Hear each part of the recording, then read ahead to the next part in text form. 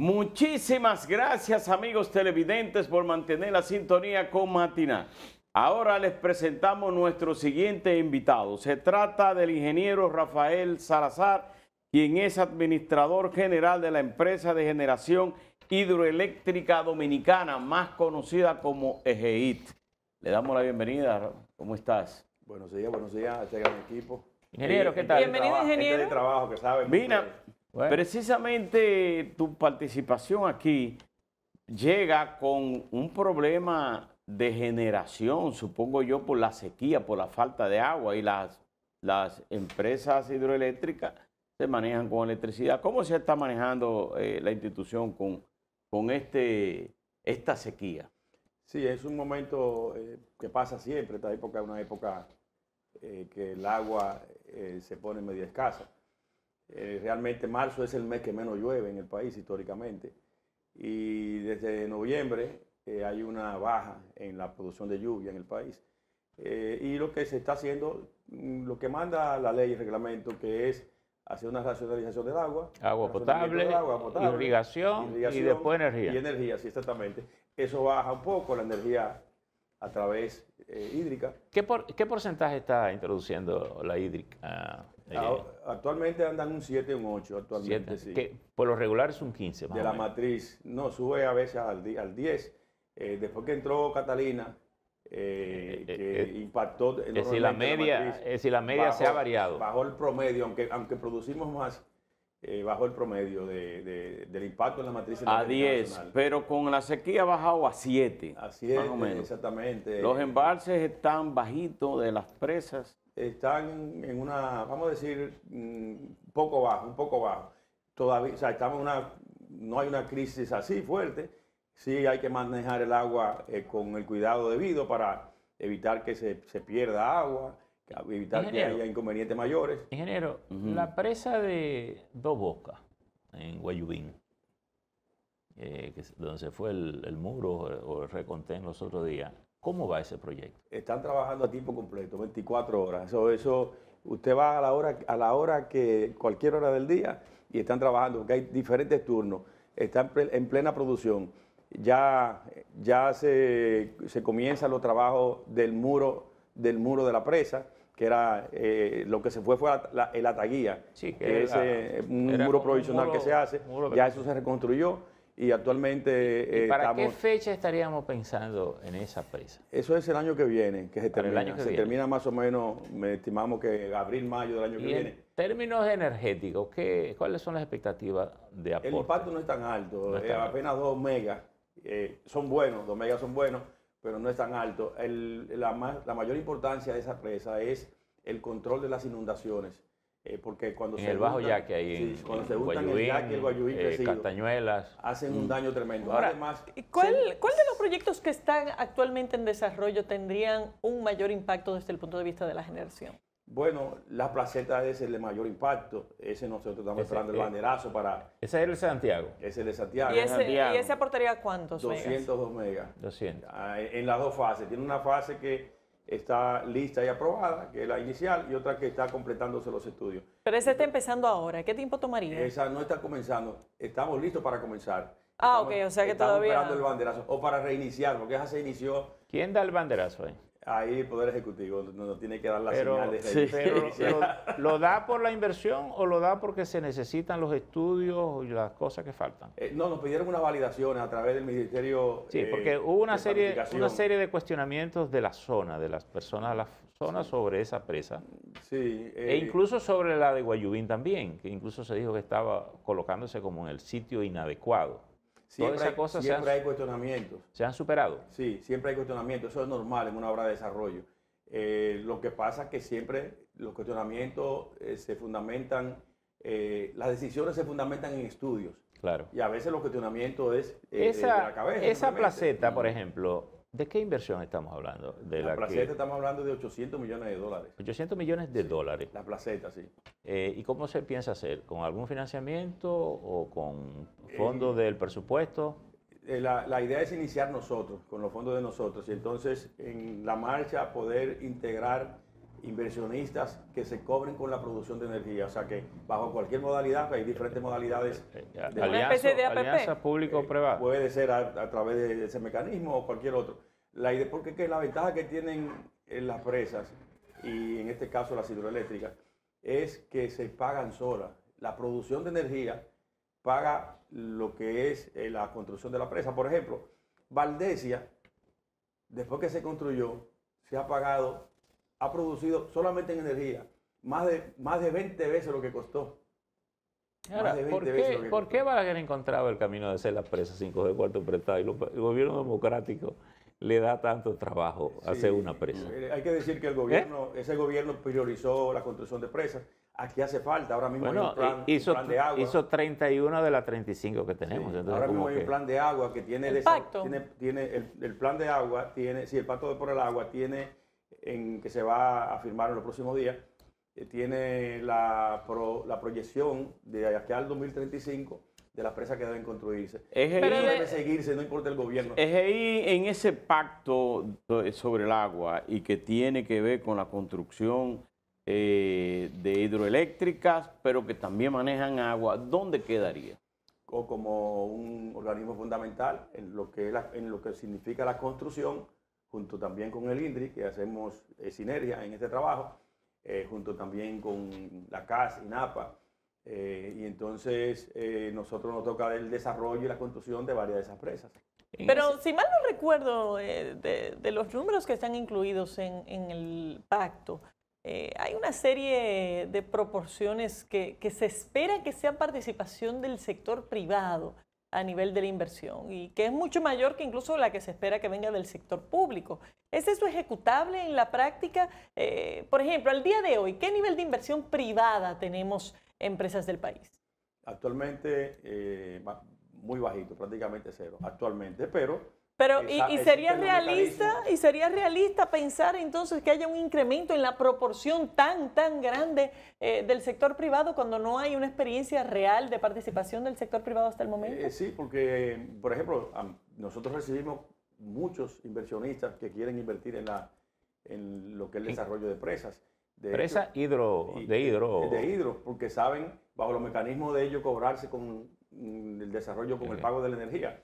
Pero usted dice que hay poca. ¿Hay alguna inversión en esa materia aquí? Sí, en las pequeñas, porque la ley también, primero la ley no permite que los proyectos de más de 5 megas tienen que ser públicos, no pueden ser privados.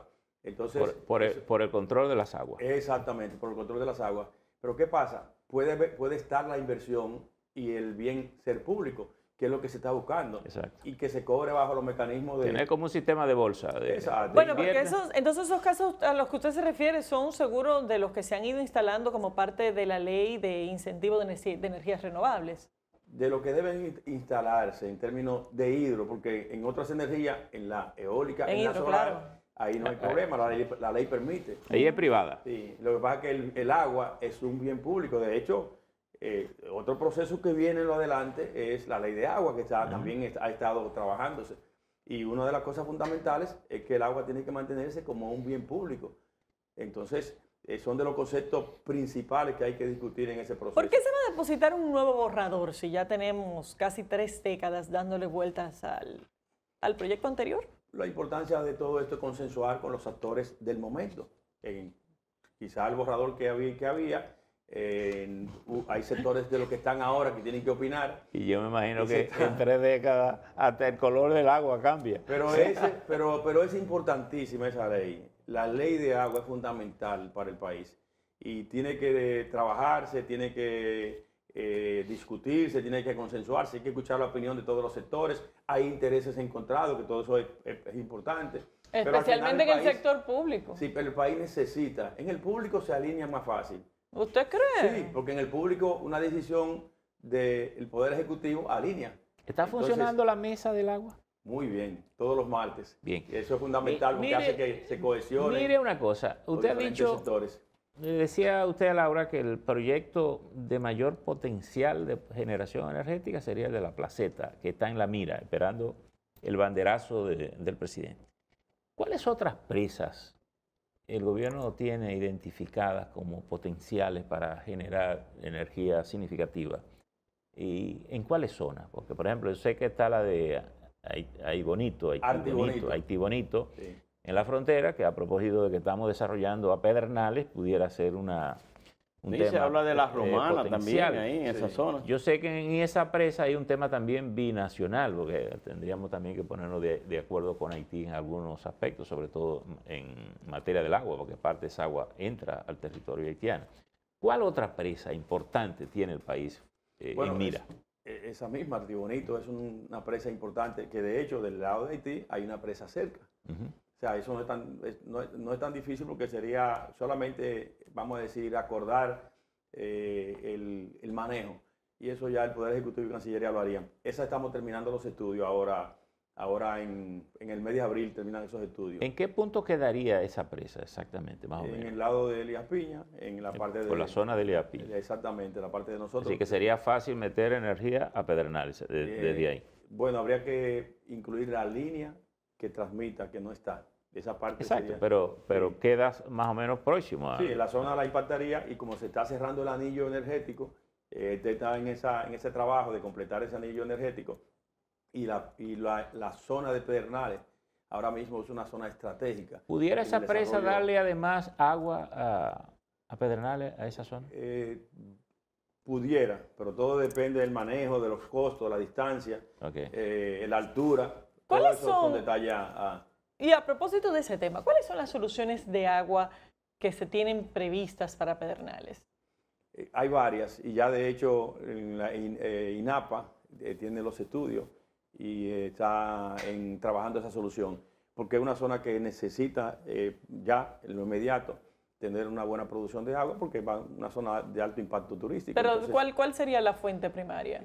No, ya ese estudio lo tiene INAPA, esa parte no la manejamos nosotros. Pero ¿no tienen ahí la intención de hacer una hidroeléctrica por ahí que genere energía, EGI? En esa zona, aparte de Haití Bonito, está la de Joca, que también está en desarrollo, en proceso de estudio para iniciar. ¿Qué tan grande pudiera ser la de Joca? La de Joca es el INDRI que la está manejando. Sí, pero desde el punto de vista de su capacidad acuífera. La idea sería almacenar toda el agua de la zona y poder entonces darle el uso en términos de acueducto, de irrigación. Luego. Tiene un gran impacto en irrigación, esa va a tener un gran impacto en irrigación porque ahí hay unos terrenos que por falta de agua la producción es muy baja. Monte Grande dijo el presidente que espera tenerla en julio, en el mes de julio. Que no es muy significativo, tengo entendido, la capacidad de generación que va a tener, porque es más bien de control y de irrigación de agua. Pero ¿cuántos megas pudiera estar aportando? 10 megas más o menos. Se tiene un estimado de 9, 10 megas que se van a instalar ahí, que son muy buenos para la zona. Sí, y todo lo que se suma es bueno. Sí, y va a tener la capacidad también de controlar las aguas, irrigación. ¿En el este hay la idea de alguna presa importante en mira que se haga o solo está en el sueño colectivo que...? No, en el proceso de pacto de agua está también el manejo del este para el manejo del agua, que hace mucha falta en esa zona. Porque extrañamente el este no tiene ninguna presa. Sí, por un problema de altura, pero ya se han definido lugares donde se puede hacer más con el objetivo de agua para acueductos y también irrigación y quizá un poco de energía, pero mínima porque Rafael, la altura no es...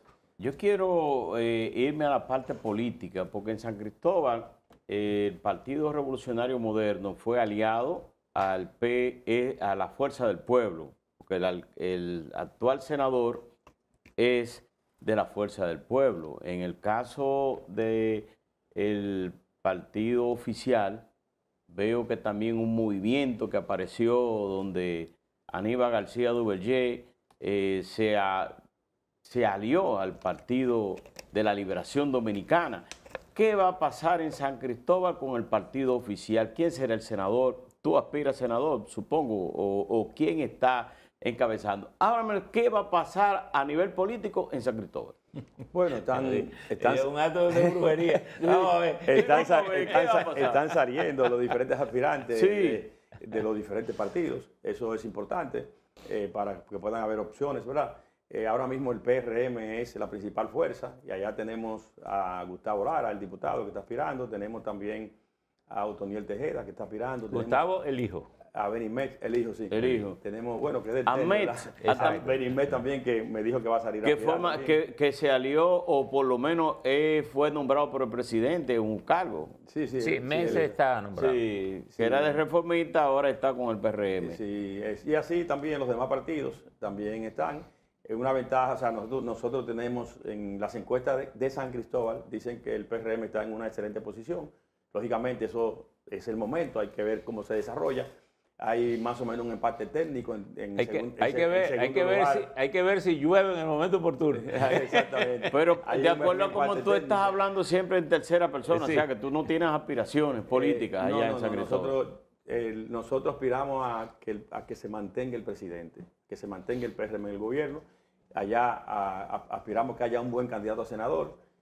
Nosotros no estamos aspirando a senador. Lógicamente somos políticos y en algún momento se necesita que estemos, pero no estamos trabajando para aspiración. Bueno, el primer desafío que se presenta en términos electorales no es ni congresual ni presidencial, sino febrero en el ámbito 18 de municipal. municipal, sí. Incluso hay quienes le atribuyen a febrero una importancia vital, en el sentido de que mayo pasa por febrero, ¿verdad?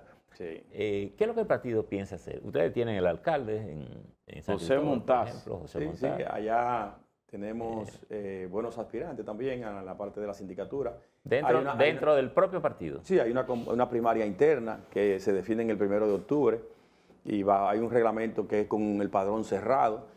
Y vamos a esperar cómo se desarrolla porque también hay que ver cómo se desarrolla Las primarias del PRM el impacto de las encuestas, ya cómo la dijo, gente... es el primero de octubre. 1 de octubre está definida así. Ya dijo Eddie Olivares que la van a hacer con el padrón cerrado. Pero ¿saben cuál es la metodología que van a seleccionar o eso puede ser tan diverso según los escenarios? Por ejemplo, encuesta, asamblea de delegados, ¿cuál es la otra modalidad? El PRM tiene 5 modalidades. Definió Sí, pero primarias, pero la primaria ley pasa por las demás modalidades si hay consenso. Pero ya. la ley creo que establece 3 fórmulas de escoger al candidato. Sí, creo que son 4. Pero al final es lo que diga la ley. Exacto, Lo que diga la exacto. ley. Pero ya no hay Y que nosotros nos ajustamos al reglamento interno y a la ley. Eso es, sí. Ya no hay que ni siquiera preguntar, porque don Percio siempre decía, bueno, el presidente dijo que en mayo anunciaría si iba o no iba. Ya no hay que preguntarle, pero casi todos los funcionarios tienen un movimiento político de reelección a favor del presidente. O sea que si están haciendo eso es que el presidente ha dado la orden. Es decir, que nadie está en el aire. ¿Tu movimiento político tiene algún movimiento creado? Mi movimiento es trabajar todos los días Ah, para hacer un buen trabajo en la institución que estamos, que es EGI. Y desde ahí entonces que el gobierno se imparte de manera positiva y eso es el papel de cada uno de nosotros. Déjeme preguntarle esto. Ya, saliendo un poco de la política, porque eso va a venir. Vamos a verlo desde el punto de vista de las perspectivas que el país tiene de generar mayor capacidad de autoindependencia en materia energética. ¿Qué es lo que el país aspira a alcanzar con la llamada energía limpia? ¿Ustedes solo están controlando la parte hídrica o tienen que ver con la parte eólica, solar? ¿Quién controla, digamos, esa estrategia de llevar al país a un punto X y a una meta X, a unos logros específicos en esa materia? Eso lo maneja el Ministerio de Energía y Minas. Nosotros somos la parte del Estado que construye proyectos también hidroeólicos, solares e hidrobombeos, que estamos en esos proyectos. Ok, perfecto. Hasta ahora... Usted conoce muy bien de lo que le estoy hablando. Sí. ¿Cuál es la meta del país? ¿Qué es lo que aspiramos a tener? La meta del país, que es la meta normal en todos los países que tienen que tener independencia energética, es tener al menos un 20% de energía que se pueda producir por encima de lo que necesita el país. Eso da estabilidad al sistema, lógicamente también trabajando la parte de los costos. Mientras sea más barata la energía, mayor impacto entonces tenemos en poder brindar energía barata a la productividad y a los hogares también. Entonces, la idea es esa, que el país tenga mínimo un 20% por encima de capacidad instalada, por encima de Usted dijo una cosa ahorita importante, que en la intervención del presidente el 27 parece quedó reafirmada. Usted decía que en la entrada de Punta Catalina bajó el promedio de incidencia de la energía hídrica, pero el presidente dijo el 27, tiró flores a Punta Catalina y dijo que le había dejado un beneficio de 200, sí, casi 250 millones de dólares, y resaltó la calidad de esa empresa. ¿Esos fondos se están metiendo al barril sin fondo del presupuesto nacional o esos fondos se están destinando exclusivamente para producir nuevas fuentes de energía? No, esos fondos, según el manejo de la ley y de la propia empresa, van al sistema de manejo del presupuesto nacional y el impacto se ve en cantidad de obras que se está haciendo, que hace el gobierno en diferentes sectores.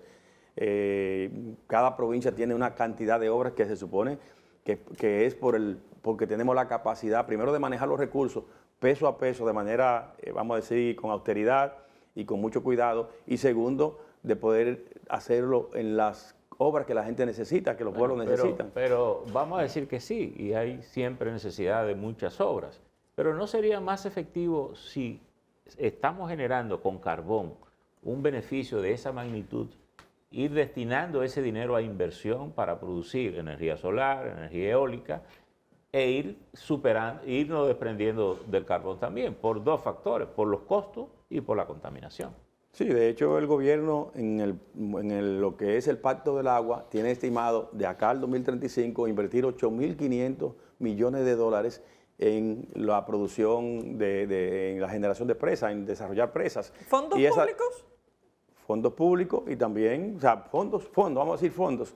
Pero que no es lo mismo. Bueno, fondos en el sentido que ese es el estimado de inversión. Ya, o sea, eso es lo que se requeriría para alcanzar ese nivel. Pero, ¿800 millones? 8.500 millones. Bueno, de acá al 2035, sí, el Pacto del Agua. 8.500 millones de dólares. Sí. ¿Y qué porcentaje de eso se espera que venga del sector privado? Bueno, todos los proyectos que son... Lo incluye el pacto específicamente. Sí, los proyectos que son eólicos y solares están, lo que es la parte privada, porque nosotros tenemos en EGEGI actualmente 7 proyectos solares en proceso, uno iniciado y los otros en estudio, que ya están finalizando los estudios. ¿Dónde estarían ubicados esos proyectos? Lo de nosotros hay uno que está en Tierra Nueva, eso es en Jimaní. Hay otros que están alrededor de las presas para aprovechar las instalaciones y la línea de transmisión que nos bajan el costo de los proyectos. En los espejos del lago también tenemos 2 proyectos en agenda.